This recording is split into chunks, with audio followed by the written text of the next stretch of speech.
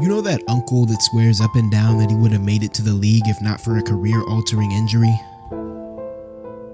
𝙏𝙖𝙡𝙠 is a lot like that uncle, except she's actually telling the truth and she doesn't wear a knee brace in casual settings. Rin is the daughter of one of the world's most respected ballet dancers, the late 𝙏𝙖𝙡𝙠, and because her mother was the fucking shit, Rin, who is also a ballet prodigy in her own right, was expected to be the fucking shit. And then she blew her ankle out. I think a lot of try-hard kids, myself included, have this moment of burnout between the ages of 17 and 21 where we're like, you know, all this stuff that I've been doing to impress my elders really sucks and I actually hate it. And then from this realization, you end up choosing between one of two paths in which to walk in life. Path 1, internet nerd, or path 2, domestic terrorist. Based on the fact that you're watching this anime video on the internet and have liked this anime video on the internet, I can infer that you've chosen to walk the peaceful road, the road of the internet nerd. Good. Let's just say 𝙏𝙖𝙡𝙠 is not out here watching anime videos. After her onstage injury, Rin decides to take an indefinite hiatus from ballet, opting for a more casual life off stage. She enrolls in college with her best friend Shoko. She begins to grow accustomed to life outside the spotlight, and even though Rin yearns for the adrenaline of the stage every now and then, she's happy with where she is in life. After all, no matter what she has going on in life, basically anything is better than being drafted into the war that's going on.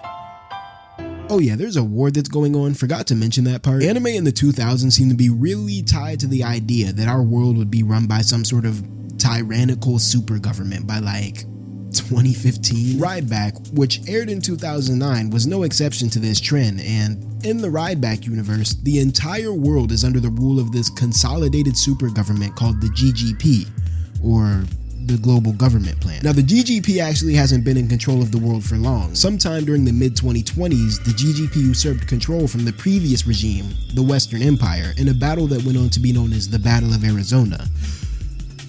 The f was niggas squabbling over Arizona for? The reason that the GGP was able to take out the Western Empire, despite being several times weaker than the Empire, was because of the fact that the GGP had access to ridebacks. Ridebacks are like these tactical military vehicles that are essentially motorcycles and mech suits crossed in the most awkward manner possible. They're basically motorcycles with arms. Now at this point you may be wondering, how the fuck were a bunch of motorcycles with arms able to take down a world government that had access to literal fucking nukes? That I do not know, but then again, bro, when has anime warfare ever actually made sense? Rin is starting college in the year 2024, much like a lot of you are, I'd assume. Even though the initial war against the Western Empire. Even though the initial war against the Western Empire has reached its conclusion with the GGP taking control over the globe, tensions are beginning to rise once more as insurrectionists armed with ridebacks have decided to start fighting back against the GGP's regime. One of these insurrectionists, Tenshiro Okakura, is a war vet from the Battle of Arizona. He also might be the ugliest nigga in the history of anime. Like, what the actual fuck is this nigga, bro? Okakura faked his death following the Battle of Arizona, and much like Rin with ballet, Okakura decided that it would be better to leave his old life behind him in favor of a more peaceful life in academia.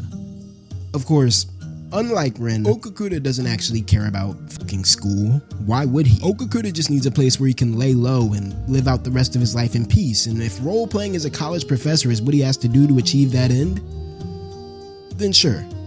Why not? How hard can it be to pretend to read a student's essay before arbitrarily giving them a 62 out of 100 on Canvas? During his tenure as a college professor, Okakura decides to start a rideback club at the university because, despite not serving on the front lines anymore, Okakura still has a passion for ridebacks and the technology behind them, even if it is just as a hobbyist ridebacker. Through pure happenstance and luck of the draw, Rin, who happens to be attending this same school, finds herself stumbling into the rideback club during one of their meetings, and after reluctantly giving one of the ridebacks a try, Rin ends up discovering that she's like the literal fucking rideback goat. Turns out, the skills that one needs to be a successful ballerina are very similar to the skills that one needs to be a successful ridebacker. Balance, precision, messed up feet, etc. And so, in an unexpected twist of fate, Rin has just found herself a new stage in which to get her adrenaline pumping. She's discovered a brand new spotlight that she can bask in. As she flies through the evening air during her first ever ride on a Rideback, Rin 𝙏𝙠 comes to the realization that, as of this moment, she is a ballerina no more. Her heart, the same heart that used to yearn for perfection in the form of ballet, now yearns for sick-ass robot spin moves and shit. I don't know, bro. This story is all over the place. I'm not even gonna lie to you right now, Chief. There's something inside Rin. Pause. But there's something inside Rin that just really isn't all the way there. Like, I don't think that this woman is entirely sane. I've already brought up the fact that Rin is an adrenaline junkie, and yeah, that's cool. Do your thing, girl. But there reaches a certain point as a viewer where you're watching Rin go about life, and you kind of gotta start wondering, like, yo, is everything okay with this girl? You see, the thing about Rin is that Rin doesn't know how to stop. She doesn't know when to stop. She doesn't know when enough is enough. And so as she continues to chase these adrenaline-fueled Rideback excursions, she quickly escalates from a college Rideback hobbyist to a literal domestic terrorist collaborator. Not because she particularly agrees with the terrorists, although like in most anime, the quote-unquote terrorists are the ones in the right. But again, Rin doesn't care about any of that shit, bro. Rin just wants the spotlight. It doesn't matter to Rin if she has to put herself in danger. It doesn't matter to Rin if she has to put her loved ones in danger. There's a point in the story where Rin resists military arrest, not because she did anything wrong. She wasn't even a terrorist yet at this point. She was just a regular college girl. Rin does the dash on the military with her friend on her back, because why not? Just think of the thrill. The pacing of Rideback is absolutely insane. For the first 3 episodes of the series, you feel like you know where the story is going. We got an ex-ballerina, now she's a Ridebacker, now she's doing pro races and whatnot. Okay, cool. I see where this is going. Rideback girl, pro races, college life, gotcha. And then, seemingly out of nowhere, shit just starts getting really serious really fast. Rin continues to get herself into crazier and crazier situations. She falls deeper and deeper into this political war being waged, and in turn, Rin ends up leaving the people that she loves the most to suffer from the consequences of her actions. Her brother gets arrested and tortured. Her best friend, y'all know what happens to best friends in anime, bro. Throughout all of this, Rin's character is existing in like this dichotomy where on one end you have this gentle, soft-spoken girl who feels genuine shame and guilt for her actions. But on the other end, you have this actual bona fide addict that cannot stop herself from hopping onto a fucking motorcycle with arms and damn near killing herself. Rin is spiraling into what honestly might be like a manic episode or some shit. I don't really know. Personally, I don't have the credentials to diagnose her, so I decided to speak to the smartest person I know to get their opinion. Hey, Professor, can you hear me? I don't know if your camera is working or...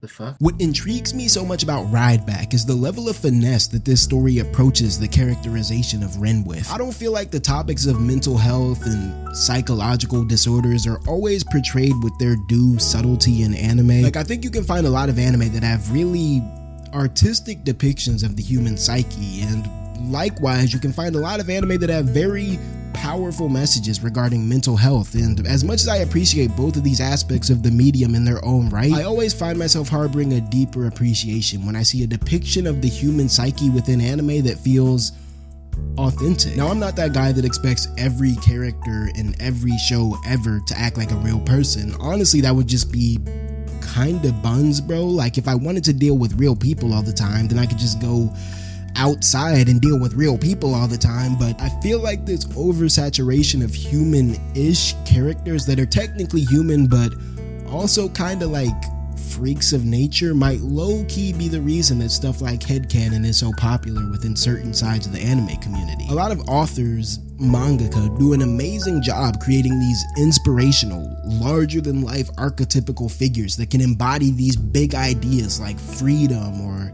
heroism or mid, but when it comes to making these characters feel like actual people that you can see yourself in,